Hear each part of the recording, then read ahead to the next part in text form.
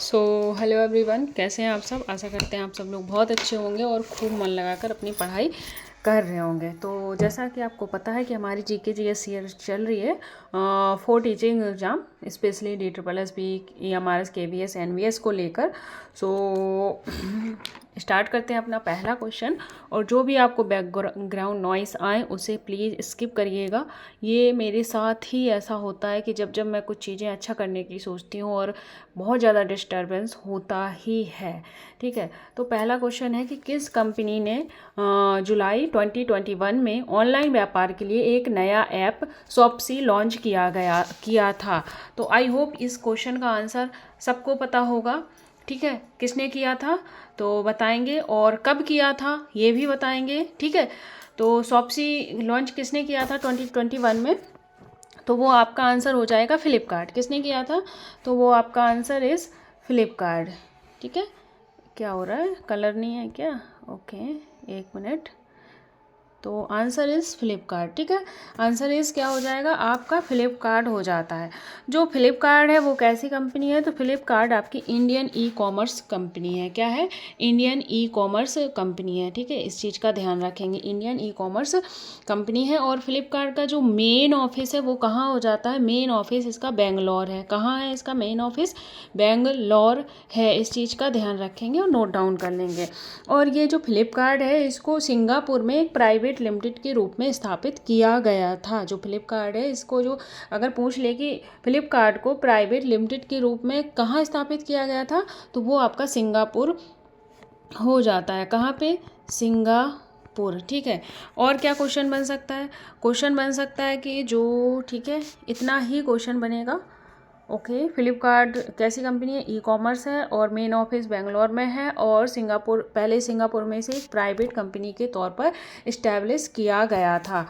ठीक है, अब इससे जो क्वेश्चन है, जैसे कि फेसबुक है, फेसबुक क्या है, तो फेसबुक आपको पता है क्या है? फेसबुक हमारी सोशल नेटवर्किंग साइट है। क्या है? सोशल नेटवर्किंग साइट है। और इसकी जो स्थापना हुई थी, यानी कि इस्टेब्लिशमेंट हुआ था, वो 28 फैब, ठीक है, 28 फैब 2003 को हुआ था। तब इसका नाम क्या था? तब इसका नाम था फेसमैन्स नाम था। क्या नाम था इसका? फेसमैन्स नाम था। क्या था? फेसमैस नाम था। इस चीज़ का ध्यान रखेंगे। फिर क्या हुआ? फिर जो फेसबुक है, फेसबुक सबसे पहले, चलो मैं नेक्स्ट पेज पे समझाती हूँ अच्छे से। तो फेसबुक ऐप से क्या हो जाता है? फेसबुक हो जाता है। ध्यान से सुनना। तो 28 अक्टूबर 2003 को इसकी इस्टेब्लिशमेंट होती है। किस नाम से होती है? तो इसकी फेस मैस नाम से इसकी स्थापना की जाती है। उसके बाद 4 फैब, कब को? 4 फरवरी 2004 को इसका नाम चेंज करके हम फेसबुक रख देते हैं। क्या रख दिया जाता है? फेसबुक, इसका नाम चेंज करके रख दिया जाता है। इस चीज़ का ध्यान रखेंगे। कभी क्वेश्चन बन जाए कि फेस मैस की स्थापना कब हुई थी, तो 28 अक्टूबर 2003 को हुई थी। इस चीज़ का आप ध्यान रखेंगे। नेक्स्ट क्या था? नेक्स्ट था आपका ऑप्शन में और क्या दिया गया था, एक मिनट। ग्रोफर। ग्रोफर क्या है? ग्रोफर के बारे में जानते हैं। ग्रोफर, एक मिनट। ग्रोफर क्या है?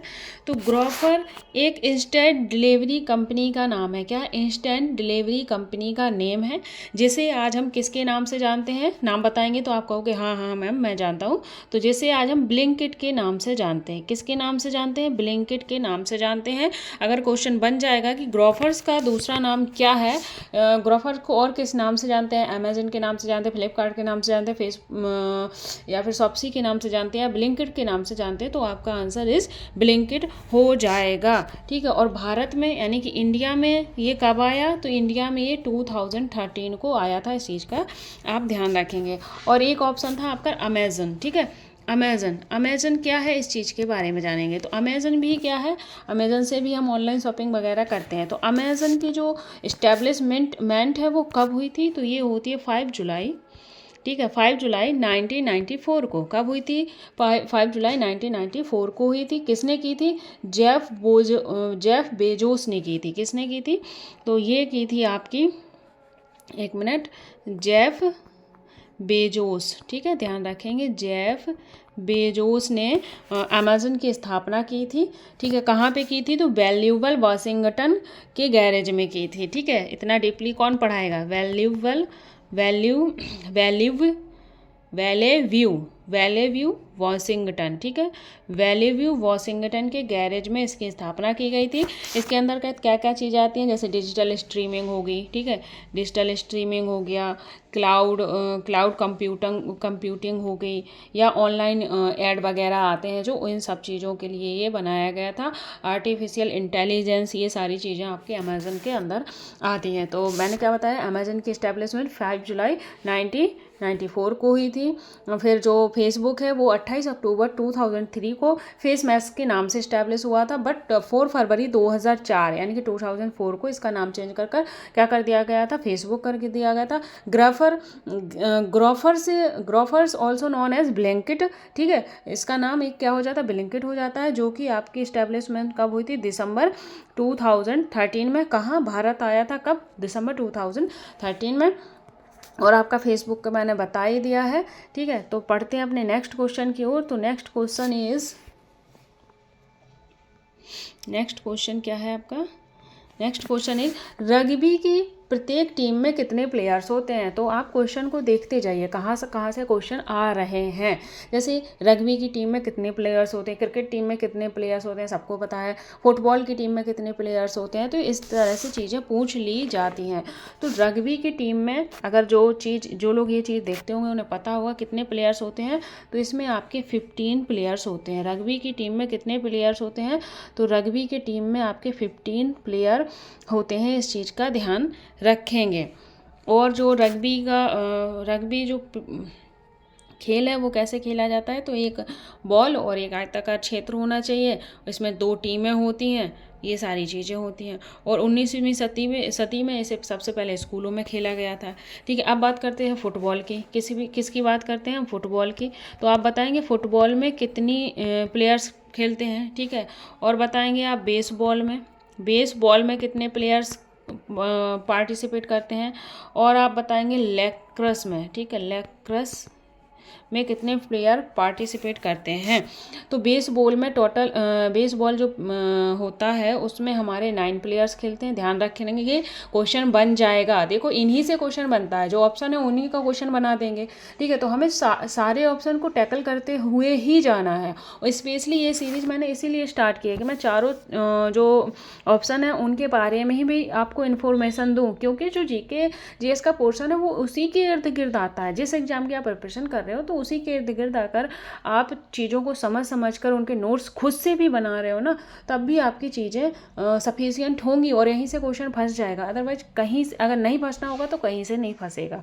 तो इसलिए जो आपका प्रीवियस ईयर है, PYQ है, उसी को बेस बनाकर चीज़ों को हमें कंप्लीट करना है। बाकी आप सेल्फ से कर सकते हो तो सेल्फ स्टडी से करिए, बाकी क्लास से करना हो तो आप क्लास से कर सकते हो, क्योंकि क्लास का एक फ़ायदा होता है कि आपको सारी चीज़ें एक जगह मिल जाती हैं, आपको चीज़ें ढूंढनी नहीं पड़ती हैं और अच्छे से चीज़ों को समझाया भी जाता है। बाकी आपकी इच्छा, जहां आप कंफर्टेबल फील करें। ठीक है, तो बेसबॉल में 9 प्लेयर्स होते हैं और फुटबॉल में कितने होते हैं? 11 प्लेयर्स होते हैं। अच्छा ये बताइए कि फुटबॉल को पहले किस नाम से जाना जाता था? जो फुटबॉल है इसको पहले किस नाम से बोला जाता था? जैसे कि आपको बताया था ना कि फेसबुक को फेस मैस्क के नाम से जाना जाता था, ऐसी फुटबॉल को पहले किस नाम से जाना जाता था? आप बताएंगे। और जो लैक्रोस है इसमें 10 प्लेयर्स होते हैं। कितने होते हैं? 10 प्लेयर्स होते हैं। 3 और 1 में डिवाइड होते हैं। 3 और 1 में डिवाइड होते हैं। जो 1 होता है वो ये वाला 1, ये गोलकीपर का काम करता है। ये 3 अटैकमैन के लिए होते हैं, 3 मेन फील्डर के लिए होते हैं और 3 क्या होते हैं? आपके डिफेंडर के रूप में काम करते हैं। किसमें? लैक्रोस में। तो आपको मैंने सारी चीज़ें क्लियर कर दी हैं। हाँ, मैंने क्वेश्चन पूछा था कि फुटबॉल को पहले किस नाम से जानते थे? तो वो सॉकर नाम हो जाता। पहले किस नाम से जानते थे? सॉकर के नाम से जानते थे। तो आई होप आपको ये चीज़ें क्लियर हो गई होंगी। अलार्म लगा रखी थी मैंने, बिकॉज मुझे स्कूल जाना है बच्चों को लेने, तो ये मेरी अलार्म बज गई है। तो मैं बच्चों को भेज देती हूँ किसी को, कोई ना कोई ले आएगा, ठीक है। तो ये क्वेश्चन था, रग्बी की प्रत्येक टीम में कितने प्लेयर्स हैं। तो आपको कौन सी टीम से कितने प्लेयर्स हैं ये आपको चीज़ें पता चल गई। जैसे फुटबॉल में 11 होते हैं, बेसबॉल में 9 होते हैं, लैक्रोस में 10 होते हैं, और 10 किस किस प्रकार से कहाँ कहाँ डिवाइड होते हैं ये भी मैंने आपको चीज़ को क्लियर कर दिया है, ठीक है। और रग्बी में आपके 15 होते हैं, ठीक है। तो नेक्स्ट क्वेश्चन की ओर बढ़ते हैं। नेक्स्ट क्वेश्चन इज 2011 की जनगणना के अनुसार भारत के निम्नलिखित में से किस राज्य में जनसंख्या घनत्व सबसे कम है। जो हमारी पॉपुलेशन डेंसिटी है वो सबसे ज़्यादा लो किस स्टेट में पाई जाती है, इस चीज़ का इसका आंसर आपको देना है। सिक्किम, मिजोरम, नागालैंड या अरुणाचल प्रदेश, आप आंसर देंगे। अच्छा ये बताइए, ये जो पॉपुलेशन डेंसिटी है इसको कैसे मापते हैं, क्या होता है इसका, कैसे क्या करते हैं। तो पॉपुलेशन डेंसिटी के लिए आपको जनसंख्या जो घनत्व होता है, पॉपुलेशन जो डेंसिटी होती है, इसको मापने के लिए क्या करते हैं हम, कलर चेंज करेंगे, क्या करते हैं, या तो आपको प्रति वर्ग किलोमीटर, ठीक है, प्रति वर्ग किलोमीटर के हिसाब से नापा जाता है, या फिर प्रति वर्ग मील के हिसाब से नापा जाता है। जो प्रति वर्ग मील में जितने लोग रह रहे हैं उस हिसाब के उस बेस के हिसाब से ही हम चीज़ों को बता पाते हैं। जैसे पॉपुलेशन डेंसिटी है, मान लो एक वर्ग में यहाँ पे कितने लोग रह रहे हैं, इस हिसाब से हमें पॉपुलेशन डेंसिटी का पता चलता है। तो वो आपको या तो प्रति वर्ग किलोमीटर में मिल जाएगा या फिर आपको प्रति वर्ग मील में मिल जाएगा। तो इस चीज़ का ध्यान रखेंगे। और जो हमारी जैसे ये तो 2011 की जनगणना है, पर हमारी जो जनगणना हुई है कब, 2021 में, ये तो कितने नंबर की जनगणना थी, तो ये हमारी 16th नंबर की जनगणना थी। सबसे पहले जनगणना कब हुई थी, फर्स्ट हमारी जनगणना कब की गई थी, तो वो 8081 में की गई थी। कब की गई थी, 8081 में की गई थी। जबकि जो हमारा 8072 है, कब, 8072 से इसे स्टार्ट कर दिया गया था। हर 10 साल के बाद क्या होगी, जनगणना होगी। और ये 8072 के समय वॉइस रॉय कौन थे हमारे, तो यहाँ पे थे लॉर्ड माओ। कौन थे, लॉर्ड माओ। तो 1872 जब जनगणना की स्थापना हुई थी तब कौन थे वॉइस रॉय, तो वो हो जाते हैं लॉर्ड माओ हो जाते हैं। पहली जनगणना कब हुई थी, तो 1881 में हुई थी। और जो हमारी 2021 की जनगणना है वो कौन से नंबर की है, तो वो 16th नंबर की जनगणना हो जाती है। और 2011 की जनगणना के अनुसार सबसे जनसंख्या घनत्व वाला राज्य कौन सा है, तो वो है हमारा अरुणाचल प्रदेश। क्या है, अरुणाचल प्रदेश। यहाँ जो प्रति वर्ग किलोमीटर है, कितने लोग रहते हैं एक प्रति वर्ग किलोमीटर में, तो यहाँ पर 17 लोग प्रति वर्ग किलोमीटर में रहते हैं। इस चीज़ का आप ध्यान रखेंगे। और आप बताएंगे, आप क्वेश्चन मैं आपसे पूछती हूँ, आप बताएंगे कि जो हमारी जनगणना हुई है 2011 की जनगणना, वो अब बढ़कर कितनी हो गई है, प्रति वर्ग किलोमीटर बढ़कर कितनी हो गई है। और सिक्किम में कितने वर्ग किलोमीटर है, मिजोरम में, नागालैंड में कितने वर्ग किलोमीटर है। सबसे ज़्यादा डेंसिटी कहाँ पर है, कौन से स्टेट में है, सेकंड नंबर पे कौन है, थर्ड नंबर पे कौन है। तो इन चीज़ों के हमें आंसर चाहिए, फर्स्ट सेकंड पे कौन है और थर्ड पे कौन है, इनके आंसर आप मुझे दीजिए। ओके, तो फर्स्ट राज्य कौन सा हो जाता है, फर्स्ट नंबर पे कौन सा राज्य आता है पॉपुलेशन डेंसिटी में, यानी कि सबसे ज़्यादा पॉपुलेशन डेंसिटी किस राज्य की है, तो वो आपका बिहार। कहाँ की है, बिहार की है। कितनी है, तो 11,006 प्रति वर्ग किलोमीटर, ठीक है, कितना, 11,006 प्रति वर्ग किलोमीटर। सेकंड नंबर पर कहाँ की है, तो वो आपकी वेस्ट बंगाल की हो जाती है। कितनी, 1028, यानी कि 1028 प्रति वर्ग किलोमीटर। और थर्ड नंबर पे आपका आता है केरल, वहाँ पे है 860, यानी कि 860 वर्ग किलोमीटर प्रति वर्ग किलोमीटर डेंसिटी हो जाती है। तो इस चीज़ का आप ध्यान रखेंगे। और मैंने क्या पूछा था, आपसे पूछा था कि सिक्किम की कितनी है, मिज़ोरम में कितनी है, और आपकी नागालैंड में कितनी है पॉपुलेशन डेंसिटी, बताइए। तो सिक्किम में आपकी है 86 प्रति वर्ग किलोमीटर, ठीक है। और आपकी मिज़ोरम में 52 प्रति वर्ग किलोमीटर हो जाती है, और आपकी कहाँ पे, नागालैंड में 119 किलोमीटर यानी कि वर्ग प्रति किलोमीटर हो जाती है। तो इस चीज़ का आप ध्यान रखेंगे। आई होप आपको ये चीज़ क्लियर हो गई होगी। और जो हमारी पॉपुलेशन डेंसिटी है थोड़ी, जो हमारी पॉपुलेशन डेंसिटी है उसका एक क्वेश्चन ये बन जाता है कि 2001 से लेकर 2011 के बीच में जो पॉपुलेशन डेंसिटी है वो किस रेट से आगे बढ़ी है, किस परसेंटेज से आगे बढ़ी है। तो वो 17.54% वार्षिक दर से बढ़ी है। इस चीज़ का आप ध्यान रखेंगे, ठीक है। नेक्स्ट क्वेश्चन पे पढ़ते हैं। नेक्स्ट क्वेश्चन क्या है हमारा, तो नेक्स्ट क्वेश्चन इज कि निम्नलिखित में से स्मारक और राज्य का कौन सा युग्म सही नहीं है, यानी कि सी कैथेड्रल गोवा में है, सिकंदरा किला राजस्थान में है, ये चीज़ आप बताएंगे। तो आपको सिकंदरा किला कहाँ है, राजस्थान में है? नहीं, जो सिकंदरा किला है वो राजस्थान में बिल्कुल नहीं है, बल्कि सी कैथेड्रल गोवा में है। तो इसका आंसर क्या हो जाएगा, नहीं नहीं के लिए पूछा है, तो आपका आंसर इज 2, केवल 2, यानी कि सिकंदरा किला आपका राजस्थान में नहीं है। फिर कहाँ है मैम, तो सिकंदरा किला आपका कहाँ पर है, आगरा में है। कहाँ पे है, आगरा में है। इस चीज़ का ध्यान रखेंगे, कहाँ पे है, आगरा में है। मैं लिख देती हूँ, सिकंदरा का किला कहाँ पर है, एक मिनट, आगरा। कहाँ है, आगरा में है। और जो सिकंदरा किला है इसे और क्या नाम से जाना जाता है, तो इसको हम अकबर का मकबरा भी कहते हैं। क्या कहते हैं, अकबर का मकबरा भी कहा जाता है। इस चीज़ का ध्यान रखेंगे। क्वेश्चन बन जाए कि अकबर का मकबरा या सिकंदरा किला, तो ये आपका आगरा में है। ये कब बना था और किसने बनवाया था, तो ये 1605 से 1613 यानी कि 1613 के बीच में बना था। किसने बनवाया था, तो ये जहांगीर द्वारा बनवाया गया था। किसके द्वारा बनवाया गया था, जहांगीर के द्वारा बनवाया गया था। अब अगर क्वेश्चन पूछ ले कि कितने एकड़ भूमि में बनवाया गया था, कितनी लैंड में बनवाया गया था, तो ये आपका 119 एकड़ ज़मीन पर बनवाया गया था। और जो सिकंदरा का किला है वो कितने मंजिल का है, तो ये 5 स्टोरी है, ठीक है। कितना है, 5 स्टोरी है। और ये किस पत्थर से बना है, वेरी इंपॉर्टेंट क्वेश्चन। ये क्वेश्चन बन जाता है कि कौन से जो हमारी साइट्स हैं या स्मारक हैं वो कौन से पत्थर से बने हैं, इसमें कौन सी वास्तुकला का यूज़ हुआ है, तो इन सब चीज़ों पर क्वेश्चन बनता है। तो ये जो सिकंदरा का किला है वो लाल बलुआ पत्थर से बना हुआ है। कैसे, लाल बलुआ पत्थर से बना हुआ है। आई होप आपको चीज़ें क्लियर हो गई होंगी। इसके साथ ही हम जान लेंगे कि आगरा का किला, ठीक है, आगरा फोर्ट। दूसरा आपका क्या है, रेड फोर्ट यानी कि लाल किला, रेड फोर्ट, ठीक है। तो आगरा का किला, इसके बारे में जानेंगे। आगरा का किला आपका किसने बनवाया था, अकबर ने बनवाया था। इस चीज़ का ध्यान रखेंगे, किसने बनवाया था, अकबर ने।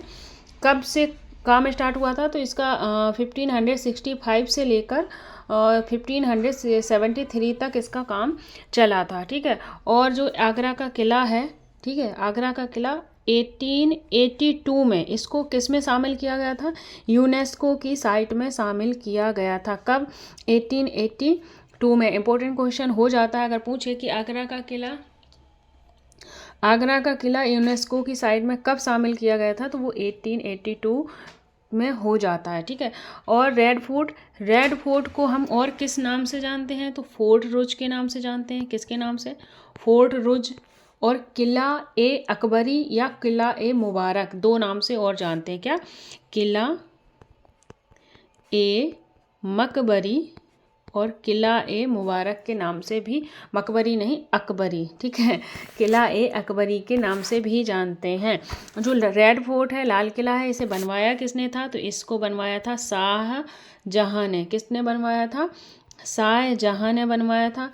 कब बनवाया था, तो 1638 1638 से लेकर 1648 के बीच में बना था। लगभग कितने ईयर्स लग गए थे? तो इसको बनने में 10 ईयर्स लग गए थे। और ये रेड फोर्ट कहाँ है? सबको पता है, दिल्ली में है। कहाँ पर है? दिल्ली में है। और जो रेड फोर्ट है ये किस पत्थर का बना है? तो ये भी लाल बलुआ पत्थर का बना हुआ है।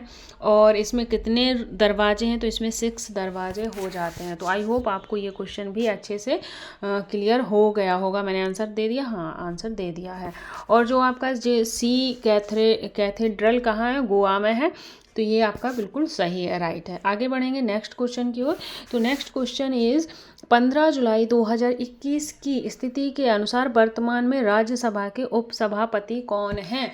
तो देखो राज्यसभा से क्वेश्चन आया है। ये 8-10 टॉपिक आई थिंक हैं, 8-10 नहीं और भी कम होंगे, 5-6 या 7 टॉपिक होंगे जिनसे आपका क्वेश्चन बन जाता है पॉलिटी से, ठीक है। तो वो आपको मैं बहुत अच्छे से क्वेश्चन के जरिए ही क्लियर करा दूंगी। जैसे मैंने डीपीएसपी करवा ही दिया है, फंडामेंटल राइट्स करवा दिए हैं, और ऐसे ऐसे करके मैं सारी चीज़ें कवर करवाने वाली हूँ। तो सबसे पहले राज्यसभा। तो आप बताइए जो राज्यसभा है, राज्यसभा का गठन किस आर्टिकल के तहत किया जाता है? गठन का आर्टिकल बता दीजिए, ठीक है। गठन किस आर्टिकल के तहत होता है? थोड़ा सा अच्छा पेन ले लूँ। और राज्यसभा में अधिकतम सीटें कितनी होती हैं? अधिकतम, ठीक है। अधिकतम सीटें कितनी हो सकती हैं? और क्या हो सकता है? हाँ, तो पहले ये बताओ राज्यसभा का गठन किस आर्टिकल में दिया गया है? तो आर्टिकल 18 में है। और जो लोकसभा है, लोकसभा का गठन कितने में? आर्टिकल 81 में है। इस चीज़ का ध्यान रखेंगे। और क्या है, जो राज्यसभा की अधिकतम सीटें हैं वो आपकी 250 हो जाती हैं। कितनी होती हैं? 250 होती हैं, जिसमें से डिवाइड होती हैं कितनी? 238 आपकी स्टेट और कहाँ से हो जाती है? यूनियन कहाँ से होती है? स्टेट और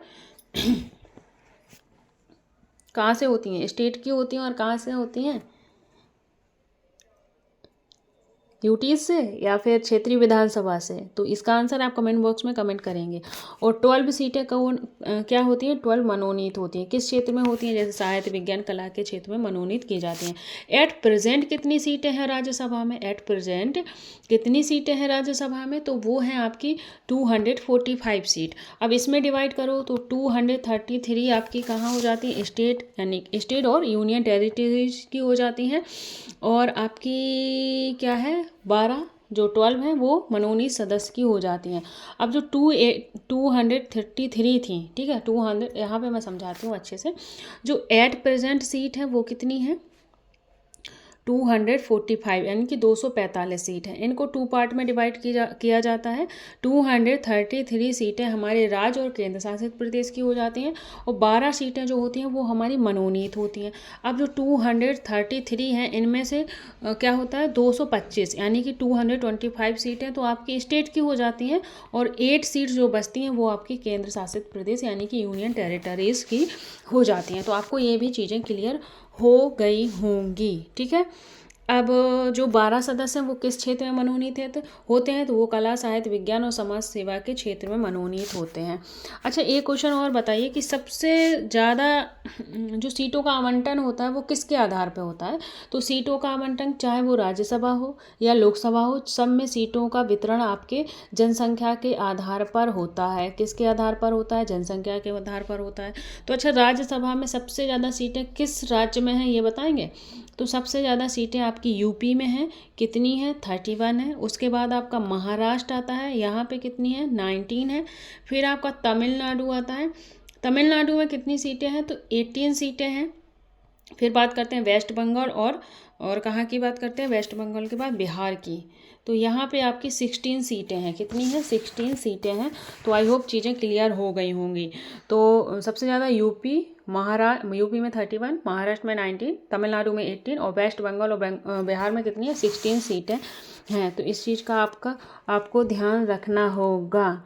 और एक बात, 9 ऐसे राज्य और तथा केंद्र शासित प्रदेश है जहां पर सिर्फ राज्यसभा की 1 सीट है। कितनी सीट है? राज्यसभा की 1 सीट है। अगर क्वेश्चन बन जाए कि कितने राज्यों और केंद्र शासित प्रदेश में सिर्फ राज्यसभा की 1 सीट है, तो वो कितने राज्य हैं? तो वो आपके 9 राज्य हैं। कितने? 9 स्टेट या यूनियन टेरिटरीज है। कौन कौन से हैं लिख लेना। अरुणाचल प्रदेश, गोवा, त्रिपुरा, मणिपुर, मेघालय और क्या है सिक्किम और पुदुचेरी और मिज़ोरम, ये आपके राज्य हो जाते हैं। और जैसे कि अगर डीप ट्रिपल एसपी में क्वेश्चन आएगा तो दिल्ली से रिलेटेड क्वेश्चन आ सकता है। तो दिल्ली में जो राज्यसभा की सीटें हैं, दिल्ली में बात करेंगे, राज्यसभा और दोनों की मैं बात करूंगी। दिल्ली में आपकी राज्यसभा से रिलेटेड और लोकसभा से रिलेटेड कितनी सीटें हैं। तो राज्यसभा में कितनी है, 3 सीटें दी गई हैं दिल्ली को, और लोकसभा के तहत 7 सीटें हैं दिल्ली के पास। तो इस चीज़ का आप ध्यान रखेंगे। अच्छा चलो इतना ही क्वेश्चन बनेगा। और कर्नाटक के पास कितनी सीटें हैं, 12 सीटें हैं राज्यसभा की। तो अब क्वेश्चन के पास आते हैं, बहुत ज़्यादा डिस्कशन हो गया।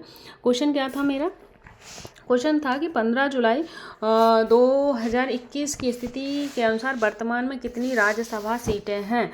तो वर्तमान के कौन उपसभापति हैं, तो वो हैं आपके हरिवंश नारायण सिंह। कौन है, हरिवंश नारायण सिंह।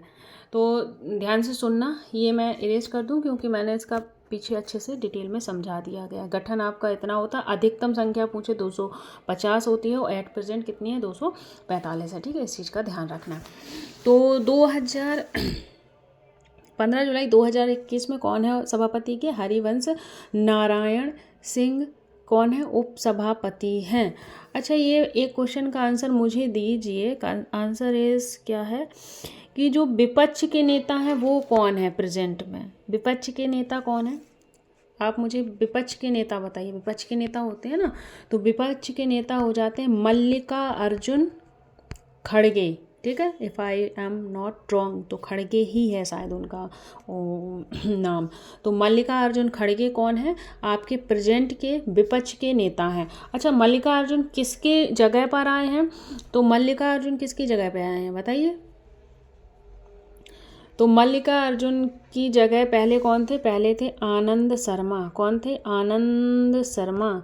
आनंद शर्मा की जगह ही आपके कौन आए हैं, मल्लिकार्जुन खड़गे जी। और आनंद शर्मा का कार्यकाल कब तक था, तो ये 2 अप्रैल 2022 तक ये अपनी पद पर थे।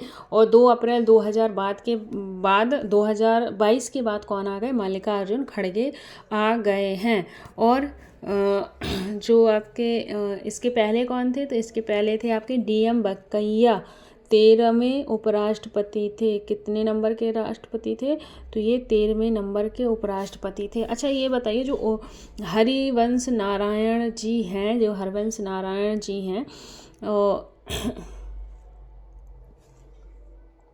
ठीक है, ये 2021 के अनुसार ये क्या थे, राज्य के सभापति थे। पर 2022 में कौन से आपके राज्य के सभापति बने हैं, आंसर बताएंगे।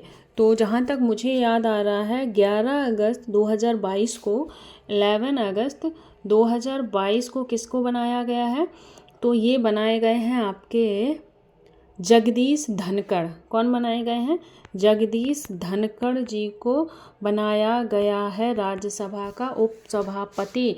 और जगदीश धनखड़ के पहले कौन थे, तो आपके कौन थे, हरिवंश नारायण। कौन थे, हरिवंश नारायण, जो कि 2022 तक थे। और 11 अगस्त 2022 को कौन बन गए हैं, आपके जगदीश धनखड़। तो एट प्रेजेंट अब कौन है, आपके जगदीश धनखड़ उपसभापति हैं।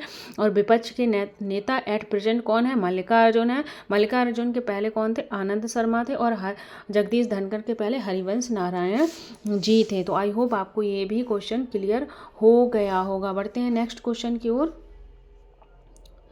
तो नेक्स्ट क्वेश्चन नहीं है। तो आज की क्लास आपकी यहीं तक थी। आई होप आपको सारी चीज़ें समझ में आई होंगी। अगर चीज़ें समझ में आ रही हैं तो बस एक ही काम करना है, वो है आपका लाइक एंड क्लास को शेयर भी कर देना। शेयर के साथ साथ सब्सक्राइब भी कर लेना, क्योंकि आने वाली वीडियो का नोटिफिकेशन आपको मिल जाएगा। और अगर चीज़ें पसंद आ रही हैं, क्लास अच्छी लग रही है, तो एक अच्छा पॉजिटिव सा कमेंट भी कर दीजिएगा, जिससे हमें भी लगे कि आप लोगों को चीज़ें पसंद आ रही हैं। और हाँ, एक चीज़ और, अगर कोई भी टॉपिक आपको टफ लग रहा है, जिससे आपको लग रहा है कि ये चीज़ें नहीं समझ में आ पा रही हैं मुझे, तो उसके लिए कमेंट कर देना। तो मैं प्रॉपर एक छोटा सा वीडियो उस टॉपिक पर बना के आपको समझा दूंगी चीज़ों को। ठीक है। रहा साइंस के क्वेश्चन और इकोनॉमिक्स के क्वेश्चन, तो उन्हें मैं कम कम लेके चल रही हूँ। अभी जो इम्पोर्टेंट टॉपिक हैं उन्हें लेके चल रही हूँ। बाकी मैं सोच रही हूँ कि थोड़ा वन टॉपिक करके वीक में, जैसे हमारी मंडे टू सैटरडे क्लास रहती है, तो मैं सोच रही हूँ उसी बीच में 2 दिन आपका टॉपिक वाइज डिस्कशन करा दूँ। जैसे इकोनॉमिक्स हो गया और साइंस का हो गया, तो थोड़े थोड़े टॉपिक आपके कवर हो जाएंगे, जिससे क्या होगा कि क्वेश्चन को समझने में आपको आसानी होगी। तो आई होप आप चीज़ों को समझ पा रहे होंगे। So thank you guys, take care and bye bye. आराम से पढ़ते रहिएगा। जय हिंद, जय भारत।